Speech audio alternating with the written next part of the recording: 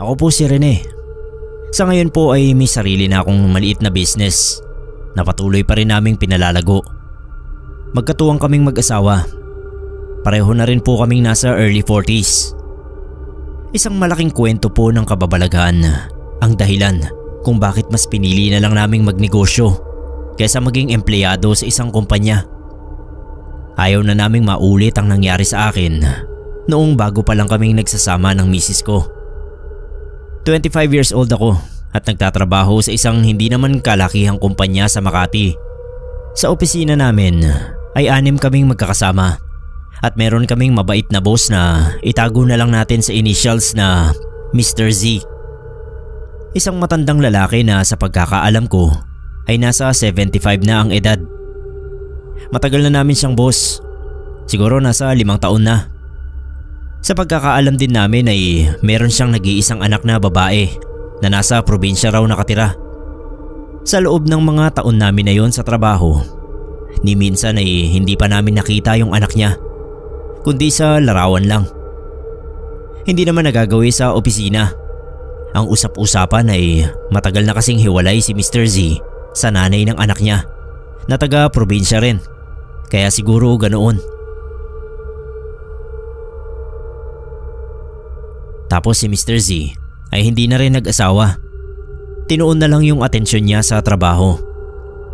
Medyo malungkot ang buhay ng boss namin kung tama ang lahat ng usap-usapan tungkol sa buhay niya. Wala kaming reklamo kay Mr. Z bilang boss namin. Parang kapamilya na kasi ang turing niya sa aming lahat. Kaya wala akong masasabi na hindi maganda tungkol sa kanya. Hanggang isang araw ay dumating sa opisina namin yung isang masamang balita. Inatake si boss at hindi na raw nakaabot sa ospital. Siyempre lahat kami nalungkot. Para kaming nawala ng tatay-tatayan. Kinagulat din namin yung pagdating nung nag-iisa niyang anak sa opisina. Tawagin na lang natin siyang Miss Zoila. Unang tingin pa lang ay may nakapagsabi na agad sa mga kasamahan ko na mukhang may attitude daw. Sobrang tahimik at walang kinakausap sa amin. Sa kanya pala iniwan ni Mr. Z ang lahat ng ari-arian niya. Kabilang na yung maliit na kumpanyang yon na pinagtatrabahuhan namin. May kasosyo sila roon pero nasa ibang opisina. Ibang department ang hawak. Nakakagulat na siya na ang magiging boss namin. Ang alam namin nasa probinsya lang. Kung sa bagay, malay ba namin kung dati pa siyang may komunikasyon sa papa niya. Kahit magkahiwalay ang mga magulang niya. At baka noon pa man ay sinasanay na ni Mr. Z ang anak niya na siyang papalit sa pwesto niya sa oras nga na mawala siya. Tulad ng nangyari ngayon. Dahil bago na yung boss namin, lahat kami sa opisina ay nagpapakiramdaman.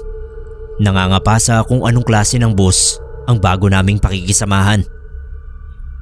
Paglipas nga ng mga araw ay nanatili pa rin siyang tahimik.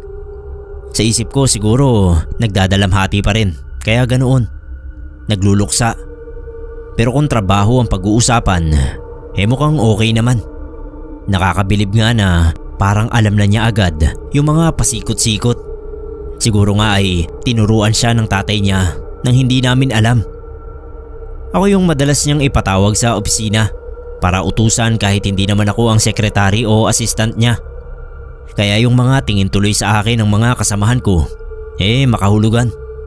Para bang nagtatanong din yung mga mata nila kung bakit ako. Ako naman wala akong magawa. Boss namin yun. Alangan namang hindi ko sundin ang mga utos niya. Puro lang naman yun tungkol sa trabaho. Bata pa naman ang boss namin. Halos kaedad lang namin kaya hindi maiiwasan ng mga lihim na kantsawan. Yung mga ganoong pangyayari ay hindi ko na kinukwento sa asawa ko. Siyempre iniiwasan ko rin noon na magselos siya dahil kakapanganak pa lang niya sa unang anak namin. Ayoko siyang pag-isipin kaya pag kinakamusta niya ako sa opisina, ang sinasagot ko lang lagi ay ganoon pa rin. Isang beses nga naisipan niyang kamustahin din ang bago naming boss. Okay naman daw ba?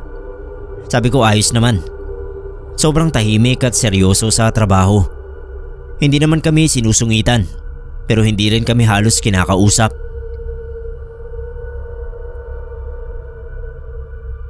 Isang beses ay pinatawag ulit ako ni Miss Zoila. Yun nga pala ang gusto niyang itawag namin sa kanya. Hindi ma'am. Sabi niya magkakaroon kami ng out of town na seminar at isa raw ako sa mga napili niyang isama. Huwag ko muna raw sabihin sa mga kasamahan ko dahil namimili pa siya ng 2. Bale 3 raw kaming isasama niya. Na-excite ako kasi unang beses namin yun na magkakaroon ng out of town seminar sa tinagal-tagal namin sa trabaho. Kaya nung lumabas ako ng opisina ni Miss Zoila, ngiting-ngiti ako kahit hindi ko pa alam ang detalye. Tsaka na raw niya sasabihin kapag malapit na. Dahil nakangiti akong lumabas ng opisina ng boss namin, kaya tuloy yung mga kasamahan ko, tinukso ako na baka raw may iba nang namamagitan sa amin. Sabi ko naman wala, iba ka ko ang dahilan ng ngiti ko. Nung mga sumunod na araw ay napansin ko na kapag dumadaan si Miss Zoila sa table ko ay hindi maaaring hindi siya susulyap sa akin. Bilang lalaki, ramdam ko talaga na may gusto siya sa akin. Hindi naman ako asyumero. Wala nga akong hilig sa babae. Sa asawa ko lang talaga ako tumitingin. Pero si Miss Zoila, iba talaga yung tingin niya sa akin kaysa sa iba kong kasamahan. Pero pilit ko na lang na binabaliwala yon. Kahit ramdam ko ay hindi ko na lang binibigyan ng mali siya. Hanggang sa ipatawag uli niya ako. Sabi niya na-cancel daw yung seminar. Baka next month pa matutuloy. Marami pa raw kasi siyang aasikasuhin. Basta mag-ready lang daw ako palagi at wag na wag ko munang sasabihin sa mga kasama ko dahil under observation pa niya yung 2 napili niya bukod sa akin. Kahit na-postpone yung seminar ay okay lang sa akin. At least sigurado namang makakasama ako. Isang beses na may inutos sa akin si Miss Zoila. Bago ako lumabas ng opisina niya ay may inabot siya sa akin na inumin. Nakalagay sa isang parang sosyal na bote. Sabi niya juice yun. May client na nagbigay sa kanya. 2 raw yun. Tig-1 na lang kami. Total naman ay napaka masunurin ko raw na empleyado. Nagpasalamat naman ako at lalabas na sana ng pinto. Pero pinigilan niya ako. Sabi niya tikman ko raw muna.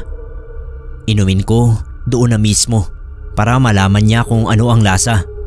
Kasi kung hindi raw masarap, ibibigay na lang din niya sa iba yung kanya. Pinagbigyan ko naman siya. Ininom ko yung laman ng bote. Sa totoo lang, nagulat ako sa lasa kasi napakasarap pala. Kung titignan mo yung bote kapag inihanay mo sa ibang juice, parang hindi mo mapapansin kasi hindi attractive yung labeling. Pero ayun na nga po, ang sarap. Siyempre sinabi ko kay Miss Zoila ang totoo na masarap yung juice. Tinanong ko pa nga kung saan nakakabili dahil gusto ko ring ipatikim sa asawa ko. Sabi niya sasabihan na lang daw niya ako kapag nakausap niya yung client. Itatanong daw niya. Tapos lumabas na ako ng opisina. Pero mula nang matikman ko yun, doon na ako nagsimulang maakit kay Miss Zoila. Hindi ko maintindihan kung bakit parang lagi ko siyang gustong makita. At kapag nakita ko na siya, namamalayan ko na lang na nakatitig na pala ako sa kanya. Isang beses pa nga ay nahuli ako ng kasamahan kong lalaki. Bigla akong hinampas sa balikat. Sabay bulong na mukhang nai-inlove na raw ako sa boss namin. Ako naman todo tanggi. Alam naman nilang lahat na may asawa akong tao at meron nga kaming baby. Kaya hindi na ako pwedeng ma-inlove sa ibang babae. Ang pinagtataka ko sa nararamdaman kong yun, kapag umuwi na ako sa amin, ay hindi sumasagi man lang sa isip ko si Miss Zoila. Diba dapat kung nagkakagusto na ako sa kanya, kahit saan ako magpunta ay maiisip at maiisip ko siya. Kahit sino pa ang kasama ko at kahit ano pa ang ginagawa ko. Pero hindi Kapag nasa amin ako ang buong isip at atensyon ko nasa mag-ina ko.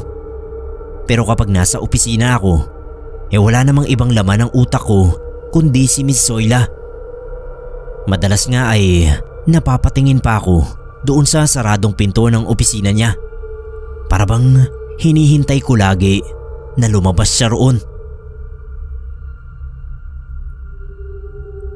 Hinayaan ko na lang yung nararamdaman ko. Pilit kong iniiwasan pero ang hirap talaga. Otomatikong napapako ang tingin ko kay Miss Zoila. Alam kong napapansin na rin yun ng iba pa naming kasama sa opisina. Sabi nga ni Ruel na malapit sa akin, pinagchichismisan na raw ako ng iba pang mga kasama namin. Hula nila, may namamagitan na sa amin ni Miss Zoila. Kahit yung janitor namin. Sinimplehan ako ng babala. Sabi niya, mag-ingat daw ako dahil sa pagkakaalam niya ay may lahing mangkukulam ang nanay ni Miss Zoila. Kaya nga raw hiniwalayan ni Mr. Z. Mag-ingat daw ako dahil posibleng ang anak ay tulad ng kanyang ina.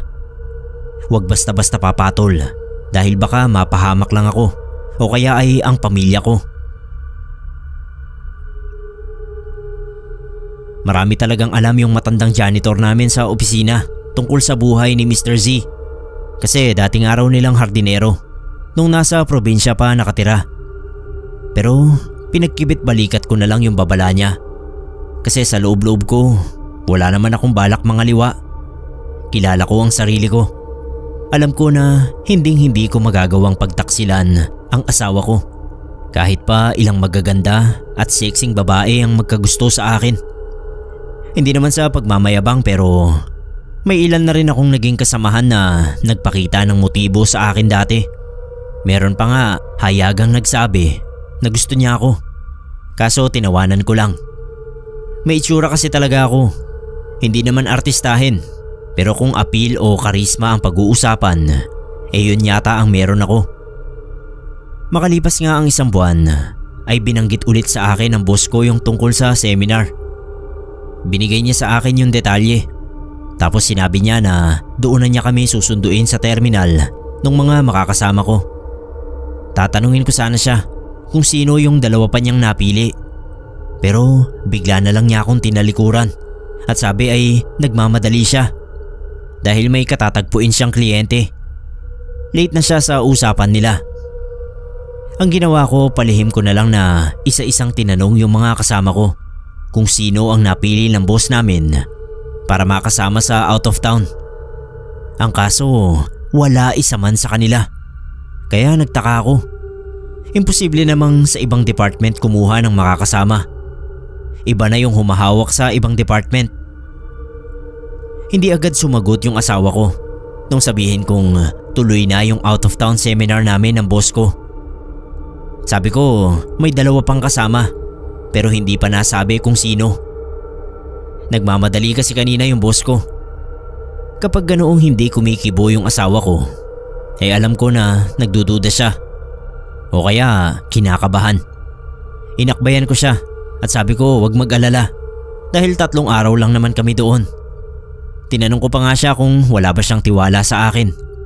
Ni minsan naman ay hindi pa niya ako nahuling ng babae kasi wala naman talaga siyang mahuhuli dahil hindi ko talaga yun ginagawa. Ang sabi naman niya may tiwala siya sa akin pero sa makakasama ko ay wala. Natawa na lang ako sa sinabi niya tapos hinalikan ko siya. Pinainit ko para makalimutan niya yung pag-aalala. Maaga akong dumating sa terminal. Naisip ko baka meron sa kasamahan ko na hindi nagsabi sa akin ng totoo. Siguro isa si Ruel.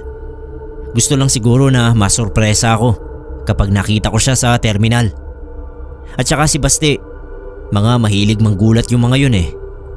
Kaso isa man sa kanila ay walang dumating. Malapit na yung oras ng pagdating ng boss namin. Baka mauna pa sa kanila. Hindi ko tuloy maiwasan na mag-alala. Pero nagdarasal talaga ako na sana nga si Ruel at Basti ang makakasama ko. Mas komportable ako kaysa naman sa mga kasamahan kong babae. Maya-maya ay natanaw ko na yung sasakyan ng boss ko. Nang bumaba siya sa kotse at parang hinahanap ako, ay nilapitan ko na siya. Sinabi ko na wala pa yata si Ruel at Basti. Pero nagulat ako nang sabihin niya na taga-ibang department ang kinuha niya dahil may ibang i-discuss sa seminar na may kinalaman sa ibang department. Ang kaso, kung kailan daw on the way na siya, ay tsaka pa tumawag sa kanya yung head ng department na yon na hindi makakarating yung mga tauhan nila sa magkaibang dahilan. Kaya kami na lang daw dalawa ang tutuloy. Ewan ko pero bigla akong kinabahan sa pangyayaring yon. Ibig sabihin, kami lang dalawa ang aalis at sa loob ng 3 araw ay magkakasama kami. Gusto ko na rin sanang umatras pero napansin siguro ng boss ko na parang gusto ko nang magbago ng isip. Kaya bigla niyang hinawakan yung isang kamay ko. Tinitigan ako sa mata at tinanong kung natatakot daw ba ako sa kanya. Umiling ako. Sabi ko medyo kinakabahan lang kasi unang beses ko na pupunta sa malayo na boss ko lang ang kasama ko. Ipalagay ko raw ang isip ko. Isipin ko lang daw na magkaibigan kami, magkabarkada, magkatropa para hindi raw ako kabahan at mailang sa kanya. Tumango na lang ako tapos binitawan na niya yung kamay ko at pinapasok na ako sa loob ng kotse. Habang tumatakbo yung sasakyan ay doon lang ako nakatingin sa mga dinaraanan namin. Sa kauna-unahang pagkakataon ay noon lang naging madaldal si Miss Zoila. Sabi niya maganda raw yung lugar. Siguradong matutuwa ako at saka sinabi rin niya na tutalay kami lang naman ang magkasama. Zoila na lang ang itawag ko sa kanya para maging komportable ako.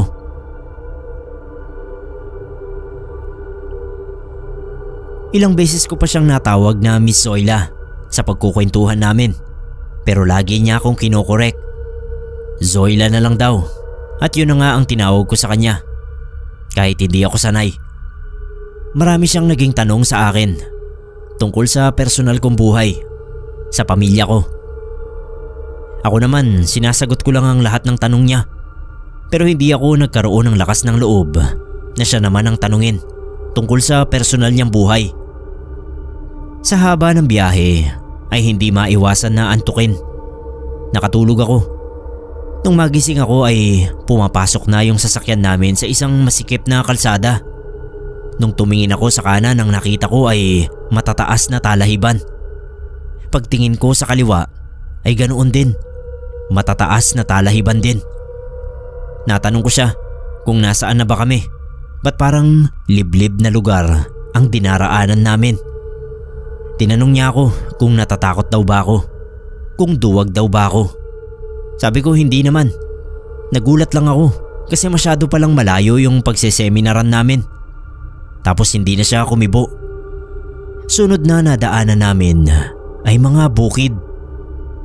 May mangilan-ngilan ding tao kami na nadaraanan. Ang weird dahil lahat sila ay nakatungko, nakayuko.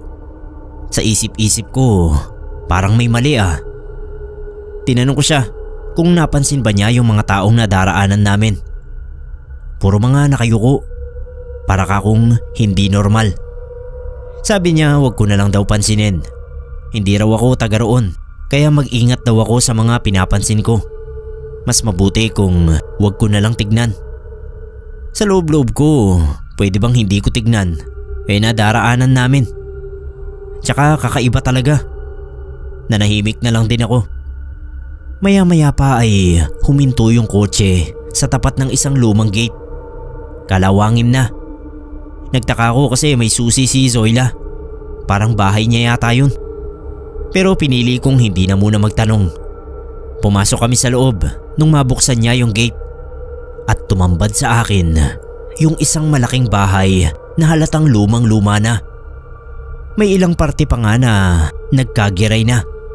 Yung mga tanim na halaman halatang napapabayaan na. Para bang iniasa na lang sa pagsikat ng araw at pagpatak ng ulan. Napansin siguro ni Zoila na panay ang linga ko. Kaya kahit hindi ako nagtatanong ay siya na mismo ang nagsabi sa akin na bahay yun ng nanay niya. Pero may isang dekada na rin mula nang mamatay ang nanay unding niya. Kaya wala nang nag-aalaga sa bahay at doon sa hardin. Tinanong ko naman siya kung bakit doon kami nagpunta. Hindi ba dapat doon sa venue ng seminar? Oo nga raw pero 3 araw ang seminar. Kailangan namin ng matutuluyan. Wala raw malapit na hotel doon. At nagkataon naman na mas malapit ang bahay ng nanay niya kaysa sa hotel na matatagpuan pa sa bayan. Malapit nang gumabi noon. Sa layo ng binyahe namin ay alam niyang pareho na kaming pagod. Kaya magpahinga na lang muna daw kami doon. Doon din kami tutuloy habang nagsiseminar sa loob ng 3 araw. Pagpasok namin sa malaking bahay ay may mga nakatakip na puting tela sa mga upuan at iba pang kasangkapan doon. Sabi niya bukas daw ay tulungan ko siyang ayusin ng konti ang bahay para maging komportable kami roon. Pero sa ngayon ay magpapahinga na muna kami. Kung gusto ko raw kumain muna, kumuha na lang ako ng pagkain sa likod ng kotse. Ako na rin daw ang magbaba noon at hindi na raw talaga niya kaya ang pagod. Naintindihan ko naman siya kasi siya yung nagmaneho buong biyahe. Hindi niya ako pinahawak ng manibela kahit marunong din naman akong mag-drive. Tinuro niya kung saan ako matutulog. Tapos ay pumasok siya sa isang kwarto. Ako naman lumabas ako ng bahay. Pinuntahan ko yung sasakyan para kunin nga yung pagkain at ibaba na rin yung mga gamit na dala niya. Gutom na rin kasi ako. Habang kinukuha ko nga yung mga bagahe, bigla akong napatingin sa labas ng gate. May isang matandang babae roon na nakasilip. Unang reaksyon ko syempre natakot ako.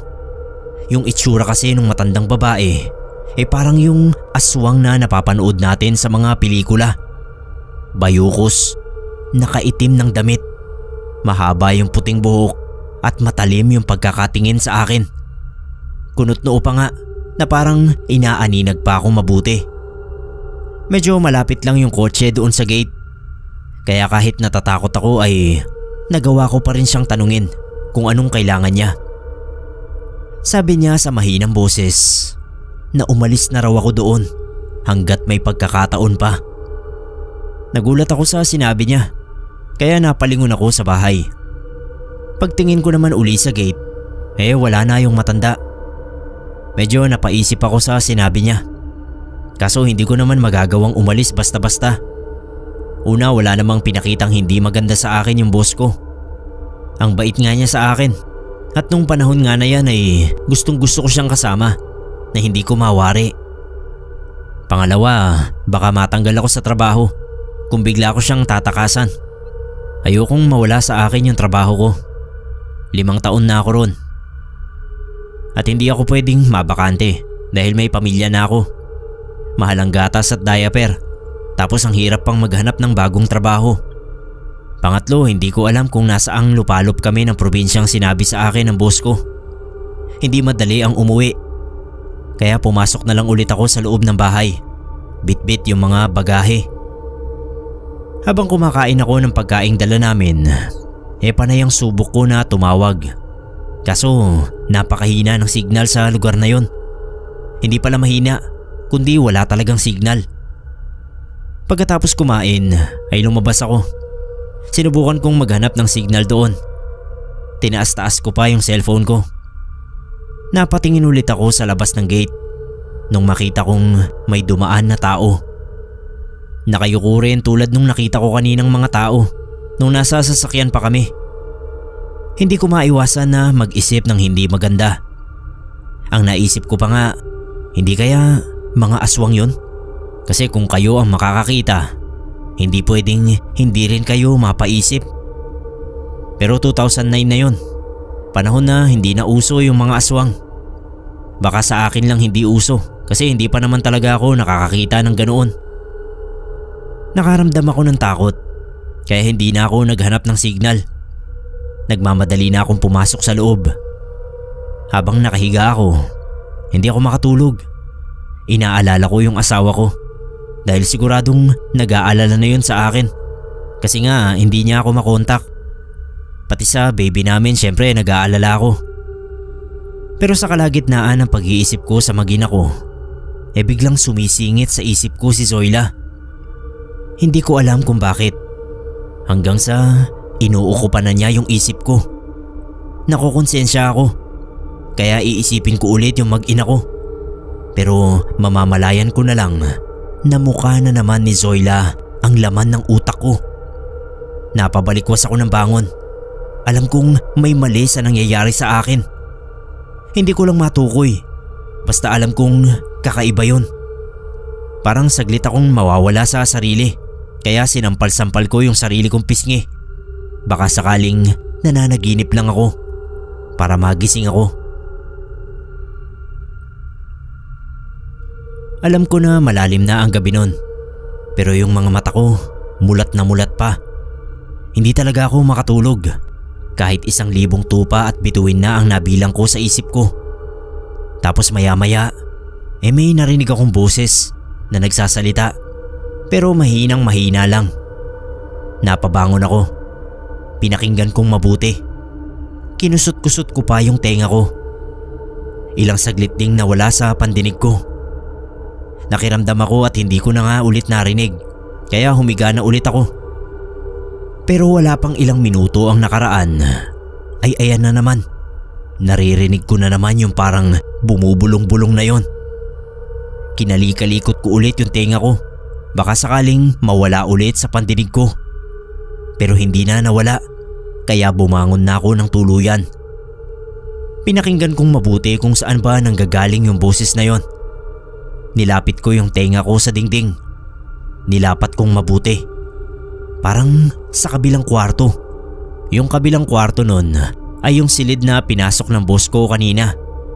Siguro yun talaga ang silid niya sa bahay nila. Hindi ko alam kung lalabas ako ng kwartong pinagamit niya sa akin o wag na lang. Natatakot din kasi ako. Dahil yung mahihinang boses na yon na naririnig ko nakakatakot ang dating sa akin. Para bang nag-oorasyon. Hindi ko maintindihan yung sinasabi. Kinakabahan na ako nun. Parang sinisilihan yung puwet ko na hindi ko mawari. Mga ilang minuto rin ang pinalipas ko. Sabi ko, pag nawala sa pandinig ko, hindi na ako lalabas. Kaso hindi nawala. Kaya nagpasya ako na lumabas ng silid. Nag-alala rin ako para sa boss ko. Ang bala ko ay katukin siya sa kwarto para sabihin sa kanya yung naririnig ko. Pero nung nasa harap na ako ng kwarto niya, nagbago ang isip ko. Naisip ko rin kasi na baka nasa kasarapan na siya ng tulog at maistorbo ko pa yung tulog niya. Umatras na lang ako at bumalik sa higaan. Pagbalik ko sa higaan, matagal pa bago ako dinapuan ng antok. Umaga na nga yata nung makatulog ako. Kinabukasan, nabigla ako ng gising. Nung makita kong nakatayo sa bandang paanan ng higaan ko, si Zoila. Nahihiya akong bumangon at tinanong ko kung tinanghali na ba ako ng gising. Late na ba kami sa seminar? Umiling lang siya at sabi niya hindi talaga niya ako ginising ng maaga dahil alam niyang hindi ako nakatulog kagabi. Nagtaka ako kung bakit niya alam, pero nasagot naman niya agad ang tanong ko nung sabihin niya na narinig niya ang pagkaluskos mula sa silid ko. Tapos sabi niya kaya rin hinayaan na lang niya ako na matulog ay dahil hindi raw tuloy ang seminar sa araw na yon. Tumawag sa kanya yung nag-organize at sinabing marami kasi ang nag-cancel. Kung hindi tuloy ang seminar, ibig sabihin mauusog ang araw ng pag-uwi namin. Nag-alala ako sa asawa ko. Tsak na hindi na yun mapakali sa mga oras na yun. Habang kumakain kami ng agahan, tinanong ko si Zoila kung wala ba talagang signal doon.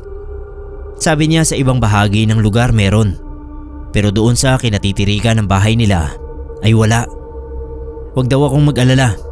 Lalabas siya para bumili ng kailangan namin. Ibigay ko raw ang numero ng asawa ko at siya na ang tatawag. Ako naman, hindi ko binigay. Ayokong pag-isipin ng asawa ko kung bakit boss ko ang tatawag sa kanya.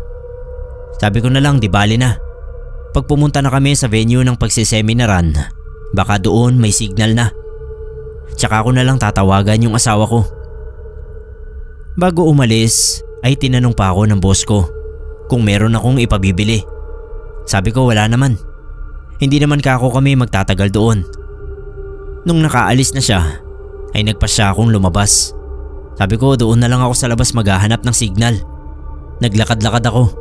Pero grabe, hindi ko alam kung gaano kaliblib yung lugar na yon. Dahil wala talaga akong mahanap na signal, kahit konti. Kahit sana paputol-putol. Makatext man lang ako sa asawa ko at masabi ko yung lagay ko.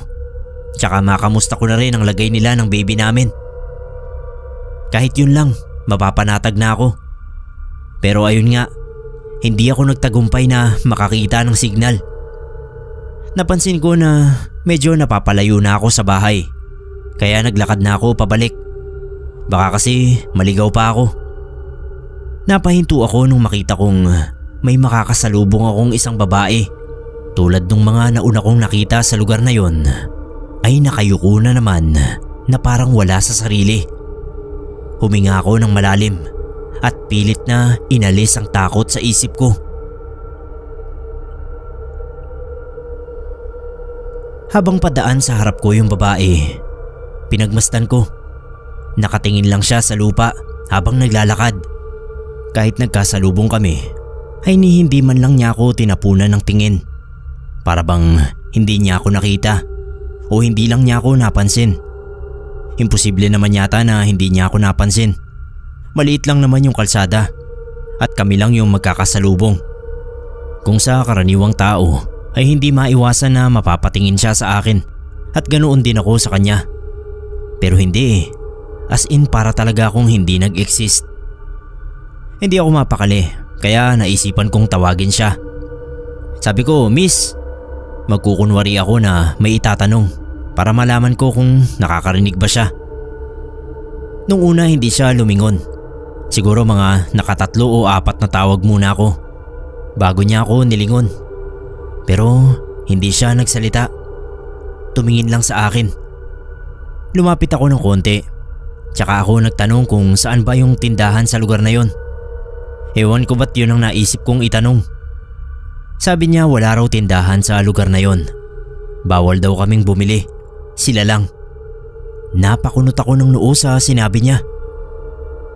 Anong bawal bumili? Anong sila lang? Magkasunod kong naitanong sa kanya. Pero hindi niya ako sinagot. Yumuko lang ulit siya at pinagpatuloy ang paglalakad. Gusto ko pa nga sana siyang habulin para linawin ang sinabi niya. Pero may iba pa akong nakita na parating. Isang lalaki naman na tulad niya ay nakayuko rin. Sa lupa lang ang tingin.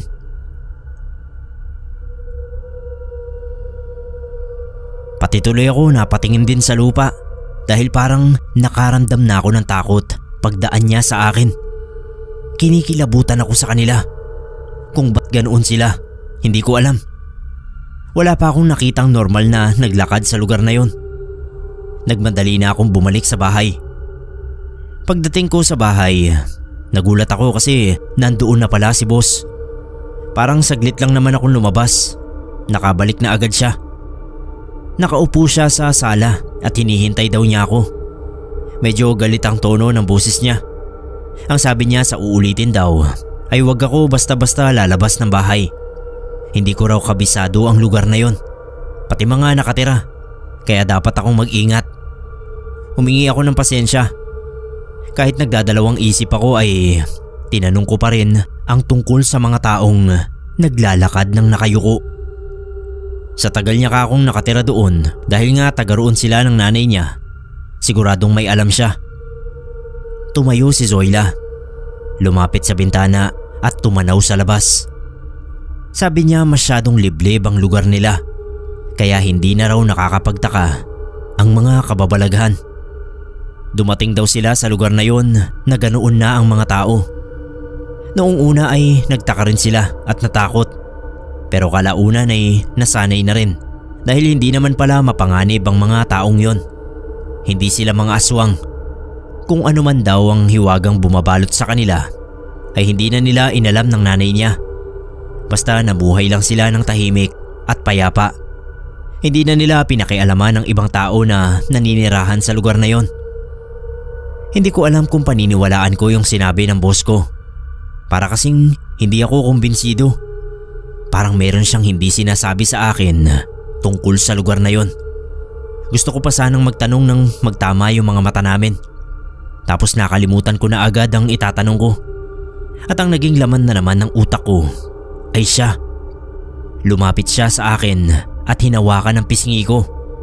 Sabi niya sa mahinang boses, "Huwag daw akong mag-alala. Magiging maayos ang lahat. Magiging maayos ang pagsasama namin doon." Pagkatapos niyang sabihin yun ay nilapit niya yung bibig sa tenga ko at may binulong sa akin. Pero hindi ko naintindihan yung binulong niya. Pakiwari ko ay yun din ang mahinang boses na narinig ko nung gabi. Pagbulong niya sa akin ay iniwan niya ako at pumasok sa kwarto niya. Ako naman naiwan na nakatulala. Matapos nga niya akong haplusin sa pisngi at bulungan sa tenga, ay hindi na nawala sa tenga ko yung akala mo bubuyog na bulong ng bulong. Ang sumunod na nangyari ay hindi ko makakalimutan. Kahit pa yung nangyaring yun ay alam kong hindi ko kusang loob na ginawa, kundi may kung ano o sinong nagpapasunod sa akin. Sinundan ko siya sa kwarto niya. Hindi na ako kumatok. Nakabukas ng bahagya yung pinto at binukas ko pa ng konti. Nakita ko siyang nakahiga sa kama.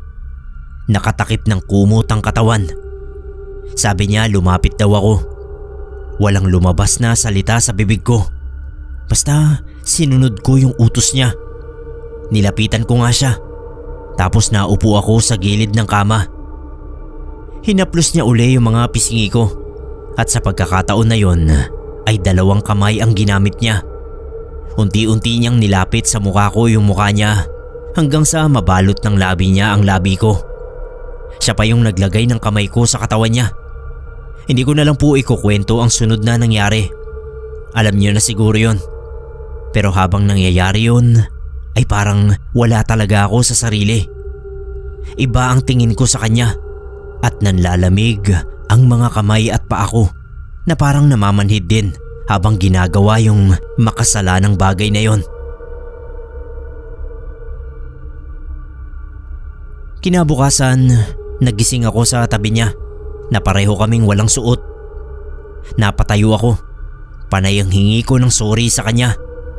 Siya naman napangiti lang at sabi wag daw akong humingi ng sorry dahil ang nangyari sa amin ay simula pa lang ng masasayang araw naming dalawa. Nagulat ako sa sinabi niya. Iniba ko agad ang topic. Sabi ko baka kailangan na naming pumunta sa seminar. Tumayo siya na wala pa ring saplot. Hindi siya nahiyang humarap sa akin sa ganoong ayos. Sabi niya, wala nang seminar.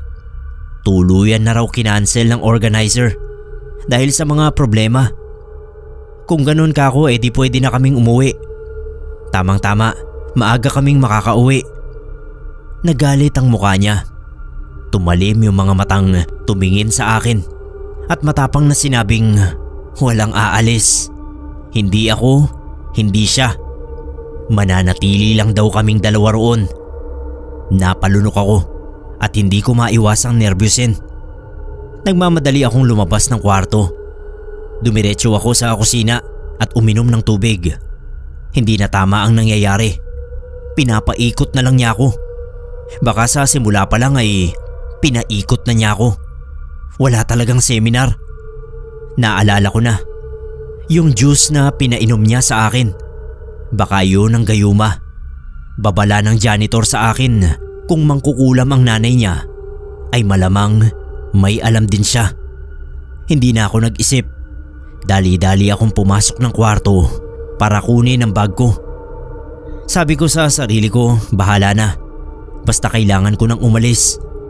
Kailangan ko nang umuwi sa amin. Pero habang inaayos ko yung mga bag ko, bigla ko na naman narinig sa tenga ko yung hindi ko maintindihang mga bulong na yon. Hindi na nga siya basta bulong, kundi palakas na ng palakas. Nabitawan ko yung bag ko. Tinakpan ko yung tenga ko kasi parang sasabog na. Nakakabingi talaga. Hanggang sa hindi ko na makaya, unti-unti akong napaluhod. Tapos napasalampak ng upo sa sahig. Naiiyak na ako sa sakit ng tenga ko dahil sa naririnig ko. Hanggang sa mapahiga na lang ako sa sahig. Pabiling-biling ako habang nananatiling nakatakip sa mga tenga ko ang dalawang kamay ko. Umiiyak na ako nun at sumisigaw sa hindi ko malamang dahilan. Parang gusto kong sakta ng sarili ko. Inalis ko na yung mga kamay ko sa tenga ko at niyakap ko ang sarili ko. Pero yung yakap ko sa sarili ko ay sobrang higpit. Yung parabang hindi ko mga kamay ang yumayakap sa akin. Tapos parang pinipiga ko yung mga braso ko. Yung sobrang diin. Ganun ang ginagawa ko sa sarili ko. Halos kalmutin ko na yung balat ko. Tapos noon, hindi ko na alam ang sumunod na nangyari. Para kong pinarusahan ang sarili ko sa ginagawa ko. Huminto naman ako. Pero nanatili akong nakahiga sa sahig ng patagilid. Nanlalabo na rin yung paningin ko. Hindi ko alam kung dahil sa luha o ano. Basta lumabo ang paningin ko. Pero naaninag ko si Zoila. Nakatayo siya sa pintuan at nakatingin sa akin. Nakatitig lang siya. Hindi ko alam kung anong tumatakbo sa utak niya ng mga sandaling yon. Hindi ko na malaya na nakatulog na ako sa sahig. Pagmulat ng mata ko ay gabi na naman. Madilim ang paligid. Walang ilaw sa silid. Dahan-dahan akong bumangon. Yung pakiramdam ko noon ay nanghihina. Kaya pagtayo ko ay napahiga ulit ako sa kama. Hindi naman na ako nakatulog. Basta nakahiga lang ako. Pinakiramdaman ko ang sarili ko. Nung sa tingin ko ay kaya ko na ulit tumayo. Tumayo ako. Kahit mabibigat yung mga paa ko ay pilit kong inihakbang palabas ng kwarto. Luminga ako sa paligid. Tumingin pa ako sa pintuan ng kwarto ni Zoila. Nung makita kong wala siya sa paligid, ay binalikan ko yung bag ko sa kwarto at saka ako lumabas ng bahay. Dahil madilim ay halos wala akong makita sa labas. Wala kasing poste man lang ng ilaw doon. Tanging sa buwan lang nanggagaling ang liwanag. Yung mga kabahayan, layo-layo rin. Nagdalawang isip ako kung itutuloy ko ba yung pagtakas o babalik na lang ako sa bahay. Kasi kahit lalaki ka, sa palagay ko matatakot ka rin sa ganoong klaseng lugar. Ang unang papasok sa isip mo, baka may aswang doon o kaya kapre. Basta ganoon ang tumatakbo sa isip ko noon. Pero nung maalala ko naman yung nangyari sa akin, doon ako nagkalakas ng loob na sagasain yung dilim. Bahala na kung anong mangyari. Mas natatakot ako sa boss ko. Hindi naman ako natakot na may mangyari sa amin. Ang mas kinatatakot ko noon ay yung kakaibang nangyayari sa akin. Yun bang bigla-bigla akong nawawala sa sarili ko na nagiging sunod-sunuran ako sa kanya. Tapos babalik din ako sa sarili kong isip. Sa tingin ko, may kinalaman yung bulong na naririnig ko. Baka siya rin ang may gawa nun. Baka ginagayuman niya ako o kinukulam. Hindi ko lang alam. Nagpatuloy ako sa paglalakad. May natanaw akong lalaki na makakasalubong ko. Pero tulad ng inaasahan ko ay parang wala rin siya sa sarili. Nakayuko na naman. Gusto ko sanang humingi ng tulong. Magtatanong ako pero nagdalawang isip ako. Bago siya makalampas sa akin ay naglakas loob ako na magsalita. Sabi ko, "Tol, pwede bang magtanong?" Tumingin naman siya sa akin. Tinanong ko kung saan ba yung direksyon palabas sa lugar na yon o kung saan ako pwedeng sumakay ng tricycle. Nagulat ako sa sinabi niya. Sabi niya kapag narating ko na ang lugar na yon ay hindi na raw ako makakaalis. Wala na raw paraan para makaalis pa ako roon. Natakot ako pero pinangibabaw ko yung galit. Gusto ko siyang suntukin sa sinabi niya dahil hindi naman ako nakikipagbiruan. Nasabihan ko tuloy siya ng siraulo sa sobrang galit ko. Pinigilan ko na lang ang sarili ko na suntukin siya dahil hindi ko alam kung anong klaseng tao yon. Hindi na siya nagsalita ulit. Wala siyang reaksyon sa sinabi ko. Parang walang pakialam kung magalit ako. Tapos tinalikuran na ako at pinagpatuloy ang paglalakad. Napaka mahiwaga talaga ng mga tao sa lugar na yon. Pilit kong pinapatay yung nerbiyos sa dibdib ko. Iniisip ko na lang na kailangan pa ako ng mag-ina ko, kaya dapat kong tatagan ang loob ko. Nabuhayan ako ng loob nang mapansin ko na parang nadaanan na namin ang nilakaran ko nun. Naalala ko nung papunta pa lang kami ron ay nadaanan namin ang kaliwat kanang matataas na talahiban. Ibig sabihin ay tama ang direksyong tinatahak ko. Yun na nga lang ang palabas sa lugar. Kahit nangawit na yung mga paa ko sa paglalakad ay naglakad takbo ako para mas mapabilis. Didire-diretsuhin ko na lang ang daan na yon. Siguradong makikita ko rin ang pinakalabas at umaasa nga ako na makakahanap din ako ng masasakyan. O kaya naman ay may makita lang ako kahit na dikit-dikit na mga bahay. Bahala na kung mawalan ako ng trabaho. Basta ayoko na ulit makita si Zoila dahil natatakot na ako sa kanya. Kaso biglang gumuho ang pag-asa ko nung madapa ako at pag-angat ng mukha ko ay nasa harapan na ulit ako ng gate ng bahay ng boss ko. Para akong mababaliw nun. Hindi ko maintindihan ang nangyayari. Nasa bunutan ko na lang ang sarili ko dahil sa sobrang pagkabigla ko sa nangyari at nawalan ako ng malay.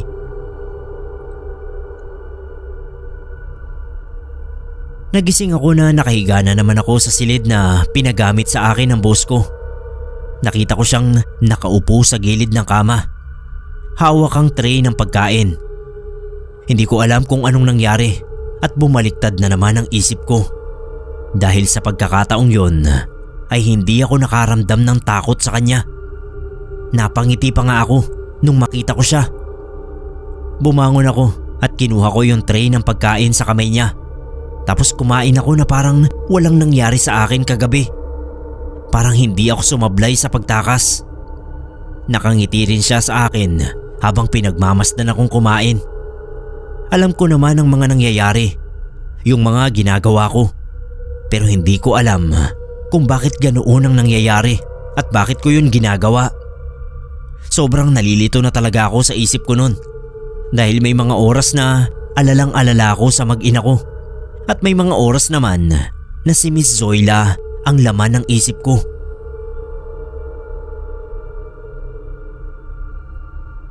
Hindi ko na nga namamalayan na lumilipas na pala ang mga araw na nananatili kami sa lugar na yon. Yung nangyari sa amin nung nakaraang gabi ay naulit pa. Hindi ko na alam kung ilang beses. Hindi ko nililinis ang sarili ko. Pero sa tuwing gagawin talaga namin yun ay wala ako sa sarili. Hindi ako yon. May bumubulong sa akin na gawin yon.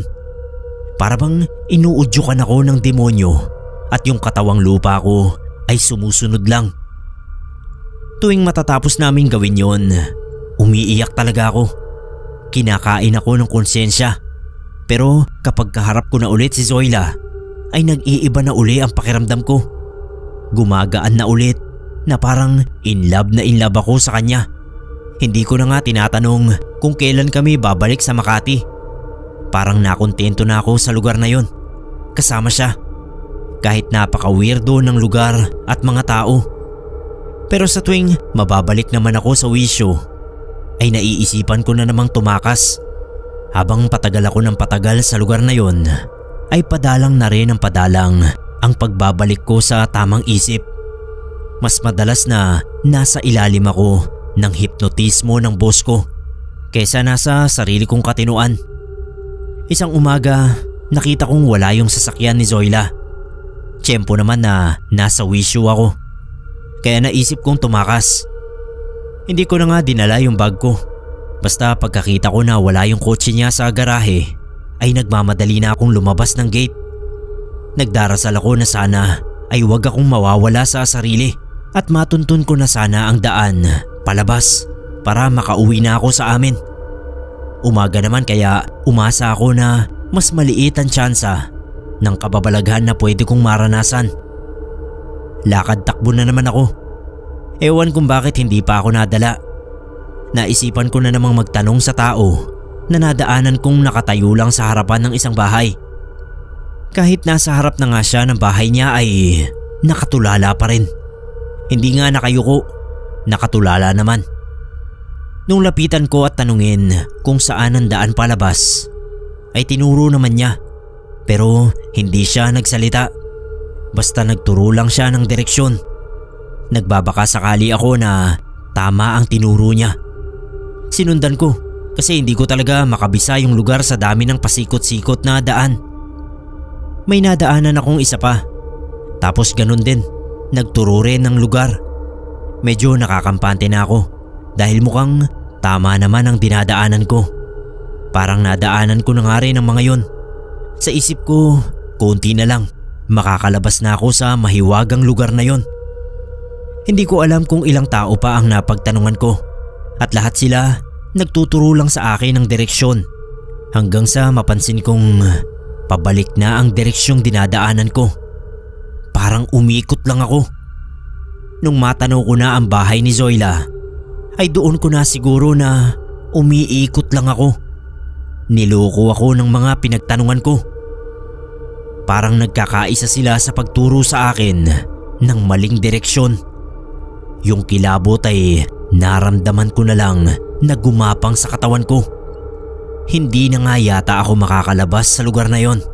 Baka tama ang sinabi ng isang lalaki na napagtanungan ko, na kapag narating ko na ang lugar na yon ay wala nang paraan para makalabas ako. Hindi na ako makakaalis doon.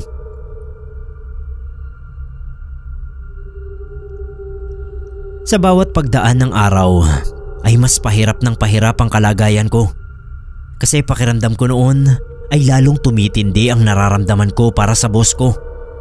Kilala ko ang sarili ko. Alam kong hindi ako yun. Kahit naman anong gawin kong pagtakas ay hindi umuubra. Kaya nag-iisip ako ng ibang paraan nun. Kapag nawawala ako sa sarili ay wala namang nagiging problema. Nasa tabi lang ako ni Zoila at nilalambing siya. Hindi ko halos maialis ang mga mata ko sa kanya. Hinahanap-hanap ko talaga.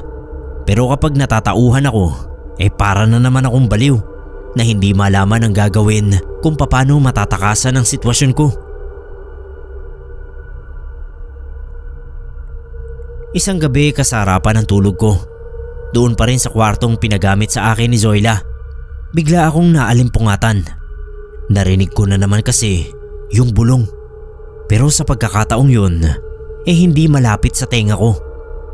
Bumangon ako at luminga. Naririnig ko pa rin, kaya dahan-dahan akong tumayo at lumabas ng silid. Parang nagmumula yun sa kwarto ni Zoila. Angat yung mga paa ko nang humakbang ako palapit sa kwarto niya. Nung nasa harapan na ako ng pinto, ay nilapit ko yung tenga ko. Paglapat ng tenga ko sa dingding, mas lumakas sa pandinig ko yung kanina ay mahinang boses lang na naririnig ko. Lumakas nga pero hindi ko pa rin maintindihan. Sinubukan kong pihitin yung seradura ng pinto. Kaso nakalock sa loob kaya hindi ko nabuksan. Duda ko nun ay nag-oorasyon ng boss ko. Hindi ako mapakali. Baka yun na nga ang ginagawa niya para patuloy akong mapasa ilalim sa kanya. Para ma-distract siya, ang ginawa ko ay kinatok ko. Sunod-sunod na pagkatok ang ginawa ko. Nung una wala akong nakuhang tugon. Siguro nabigla rin siya. Hindi niya akalain na kakatok ako sa ganoong oras ng gabi. Malalim na kasi ang gabi nun. Sa pagkakatanda ko ay alas 11 o alas 12 yata. Pero hindi ko tinigilan yung katok. Hanggang sa ilang saglit pa ay nagbukas na rin siya ng pinto. Tinanong niya ako kung anong kailangan ko. Inihanda ko na noon ang idadahilan ko. Sabi ko nagugutom ako. Biglang sumakit ang tiyan ko. Gusto kong kumain. Habang yung mga mata ko ay sumisilip-silip sa loob ng silid niya. Sabi niya wala na kaming mabibilhan ng pagkain sa ganoong oras. Ako naman, pinatatagal ko pa yung usapan namin para makasilip pa ako sa loob. Medyo umabante pa nga ako sa pintuan dahil wala akong makita. Sabi ko alam ko naman na wala nang mabibilhan at wala rin kako akong alam na tindahan sa labas. kahit sa umaga. Kaya itatanong ko lang sana kung meron ba siyang natabing pagkain sa bag, kahit na tinapay lang. Wala rin kasi akong makitang makakain sa kusina. Napansin niya yata yung likot ng mata ko, kaya sinabihan niya ako na bumalik na sa kwarto at matulog. Isasara na sana niya yung pinto, pero pinigilan ko. Sabi ko, pwede bang doon na lang ako matulog sa kwarto niya? Tabi na lang kami. Nilingon muna niya yung loob at saka niya ako pinapasok. Pagpasok ko sa loob, palihim kong ginala yung mga mata ko. Mukhang nakapagligpit na siya kung ano man ang ginagamit niya sa orasyon, kaya wala na akong nakita. Pero naisip ko na huhulihin ko siya sa ibang pagkakataon. Makita ko lang talaga ang mga ginagamit niyang pangkulam o panggayuma sa akin, ay susunugin ko agad. Yun ang tumatakbo sa isip ko habang nakahiga ako sa tabi niya. Kinabukasan paggising ko ay wala na siya sa tabi ko. Nagtaka ako dahil karaniwan paggising ko ay hinahanap-hanap ko siya. Nasa ilalim ako ng gayuma niya. Pero nung umagang yon ay nasa katinuan ako. Siguro ay dahil hindi natuloy ang ginagawa niyang orasyon kagabi. Nagambala ko siya. Lumabas ako ng silid. Tinawag ko siya at hinanap sa lahat ng sulok ng bahay. Tapos dumungaw ako sa bintana.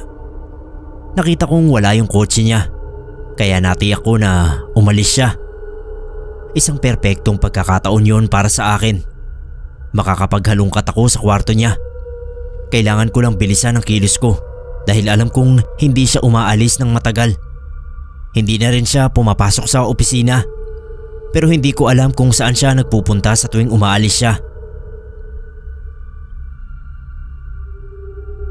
Dali-dali na nga akong pumasok sa kwarto niya.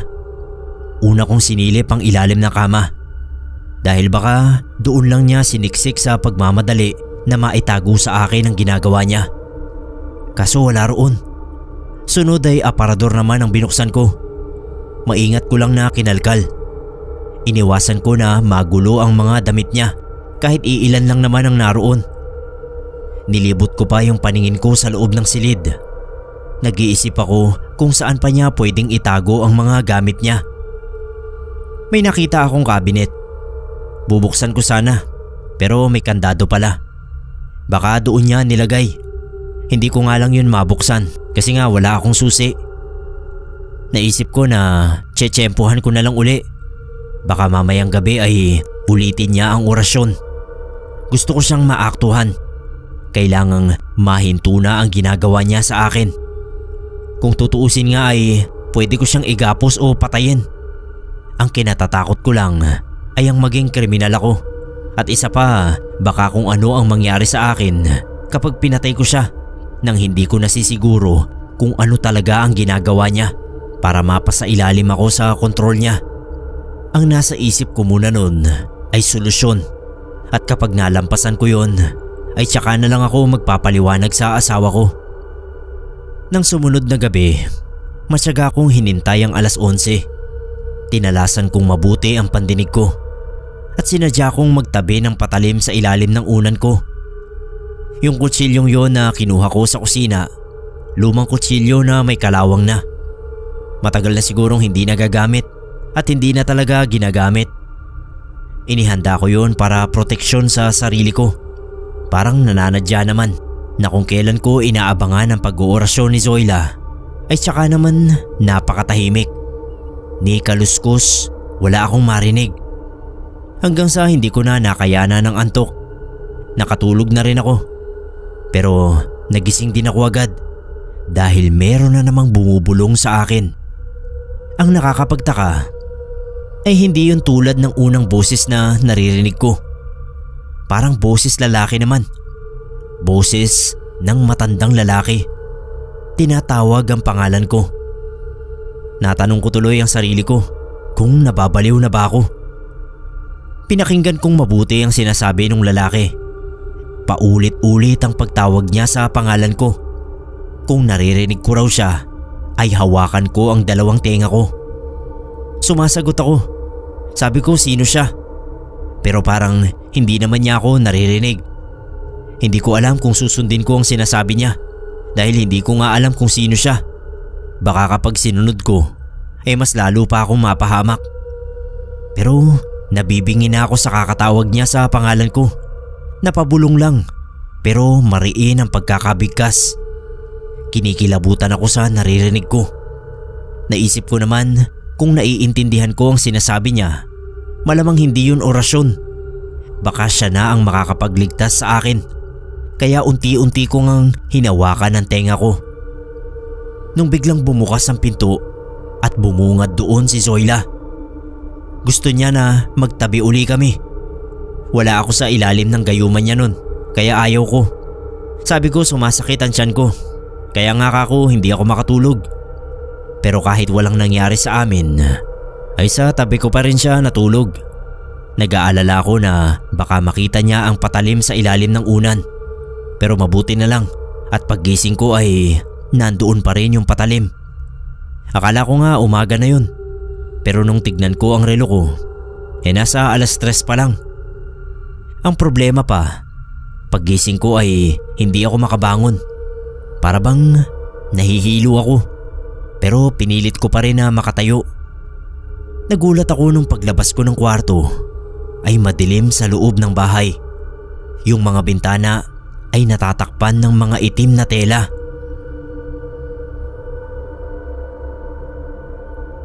Narinig ko na naman yung mahinang boses na parang nag-uorasyon. Kaya kinatok ko si Zoila. Sigurado na ako noon na nasa kwarto niya nang gagaling ang mahinang boses at tatanungin ko rin siya kung para saan ang mga telang itim na tinakip niya sa mga bintana. Pero ayaw niyang buksan ang pinto. Kinalampag ko na siya. Tinanong ko kung anong ginagawa niya, kung anong nangyayari. Hindi talaga siya sumasagot.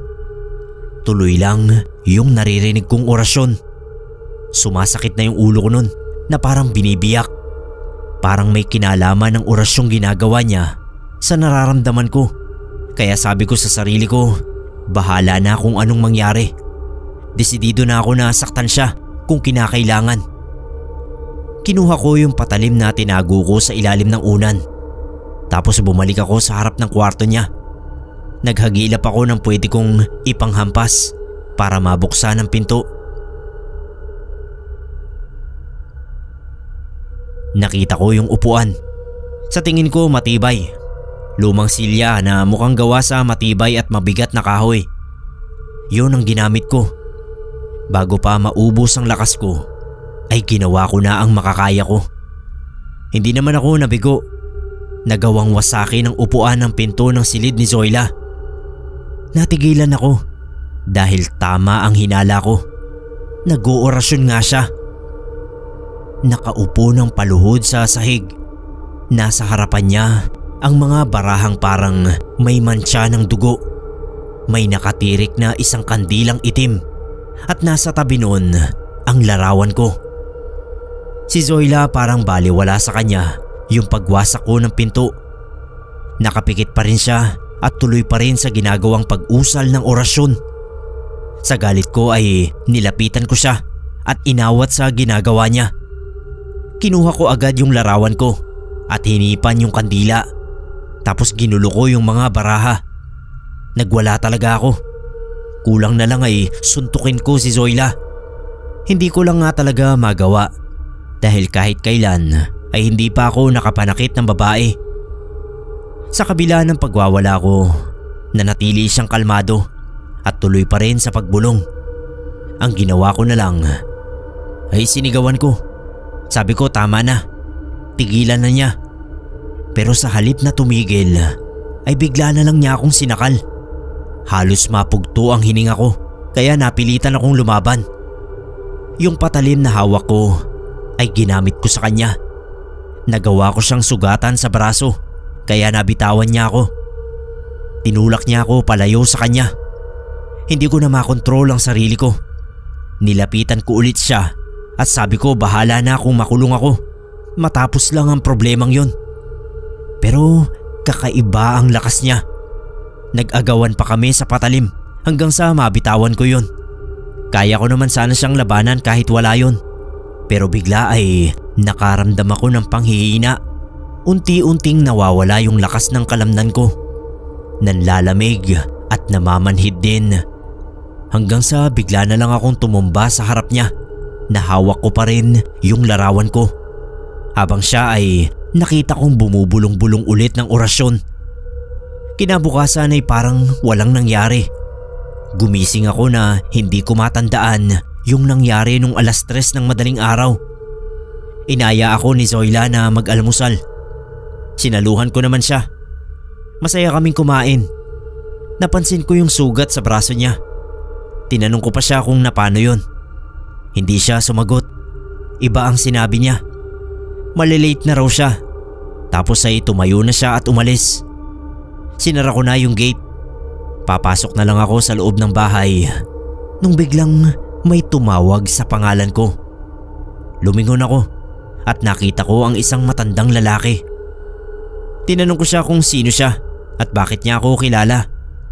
Sabi niya, buksan ko muna raw ang pinto at kailangan naming mag-usap. Siyempre hindi ko binuksan kasi hindi ko nga kilala. Pero napansin ko na hindi siya nakayuko at tulala tulad ng ibang tao roon. Kaya lumapit ako sa kanya. Inulit ko ang tanong kung sino siya. Hindi na raw yun importante. Kailangan ko raw makinig sa sasabihin niya. Kung gusto ko raw makaligtas ay sumama ako sa kanya. Iaalis niya ako sa lugar na yon. Nagtaka ako. Palibasa wala ako sa sarili nung mga oras na yon. Kaya hindi ko pinaniwalaan yung matanda. Sa halip ay sinabihan ko siya na umalis na. Baka abutan pa siya ng mahal kong si Zoila. Napapailing siya sa sinabi ko. May inabot na lang siya sa akin na bote ng langis. Ipahid ko raw sa batok ko ng 3 beses mamayang 6:00 ng gabi. Babalik daw siya mamayang gabi para sunduin ako. Tapos umalis na dahil hindi raw siya pwedeng magtagal doon.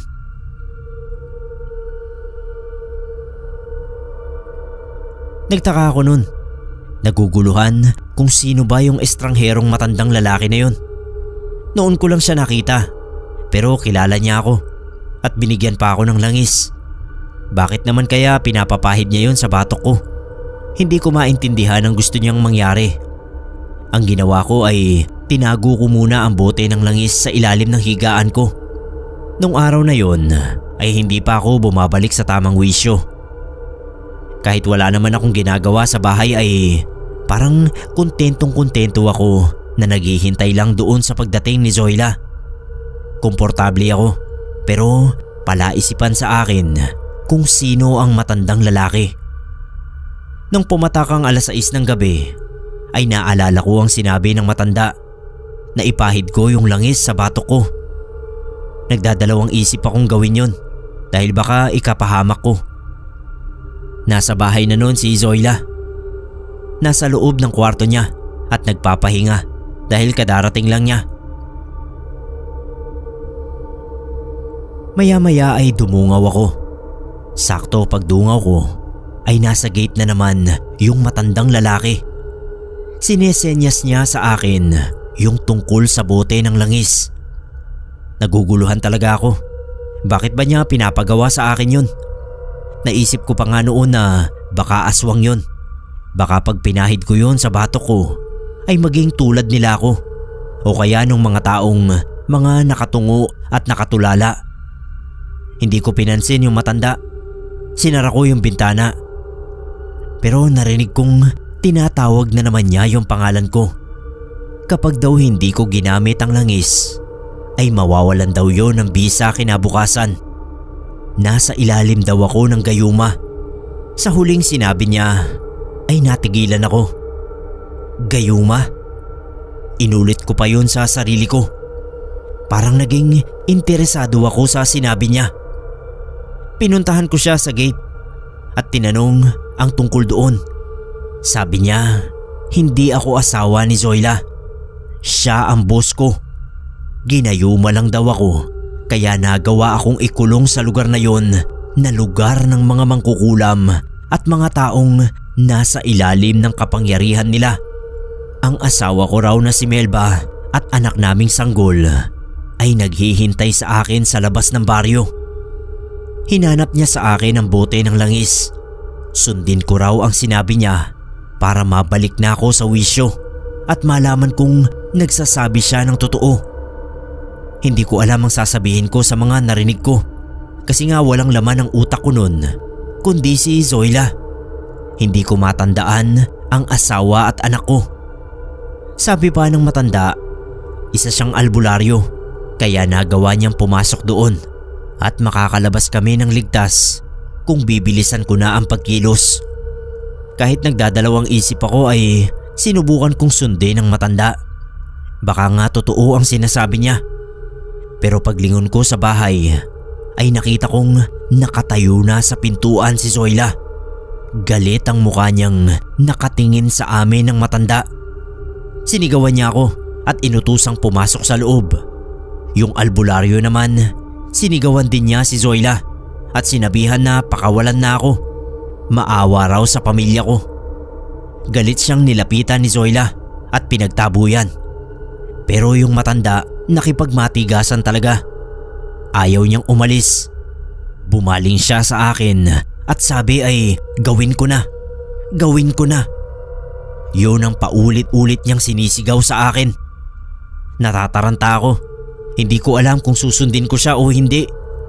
Pumasok na ako sa loob ng bahay. Habang nagtatalo pa sila sa gate ay dumiretso ako sa kwarto at kinuha ang bote ng langis. Kabado man ay pinahid ko pa rin ang langis ng 3 beses sa batok ko. Nagbabaka sakali ako na maintindihan ko ang mga nangyayari.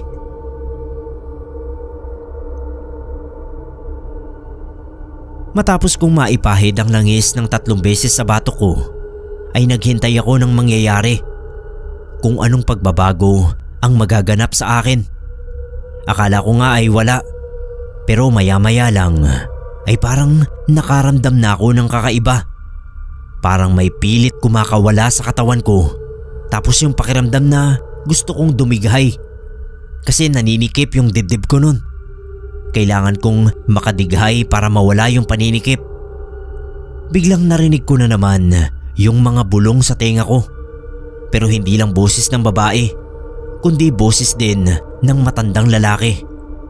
Pakiwari ko noon ay nagsabay sa tenga ko yung orasyon ni Zoila at ng albularyo. Nagpapaligsahan sila sa tenga ko.